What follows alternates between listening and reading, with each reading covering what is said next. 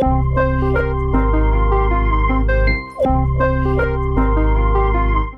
this lecture, we'll take a look at how we can create our migrations in Laravel. The first thing that we need to do is make sure that we have proper connection strings established in our .env file. For instance, over here, we are connected to courses app database, and the database engine is MySQL,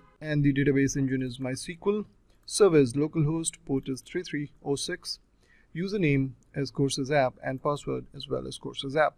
Once you have done this, the next step in order to create a migration is making use of the php artisan command.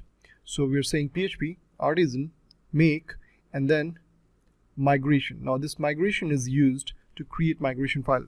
We have earlier as well explored a sample migration file making use of this command. And then we are saying create courses table --create equal to courses.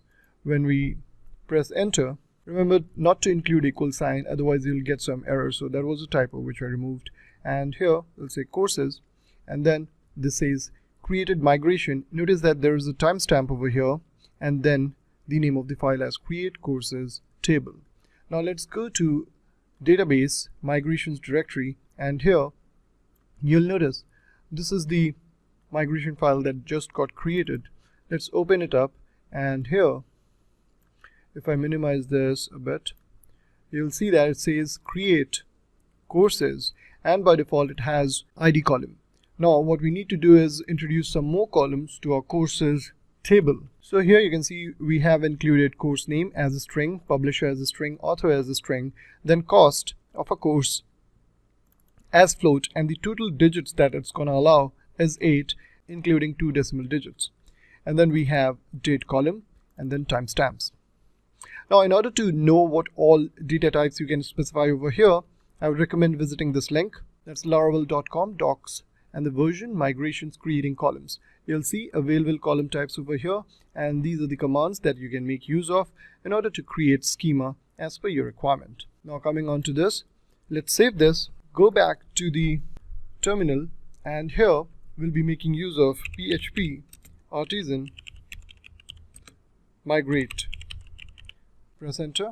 If you're getting this UTF-8 MB4 error, I would recommend that you go and update the database.php file that resides inside config directory Laravel app config, and here the charset and collection should read UTF-8 and UTF-8 Unicode CI.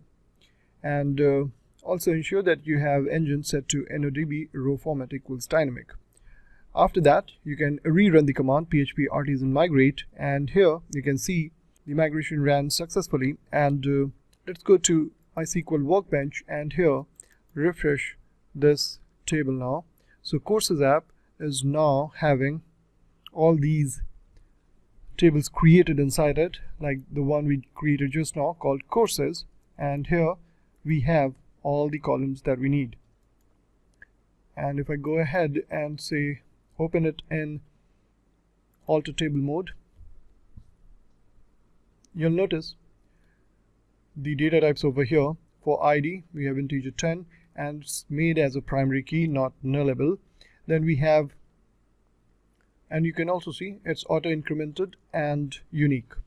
Publisher, author, cost, all these are varchar with default values of 191. Then we have cost, that's double, published on as date, and then the timestamps function created these two columns, created at and updated at.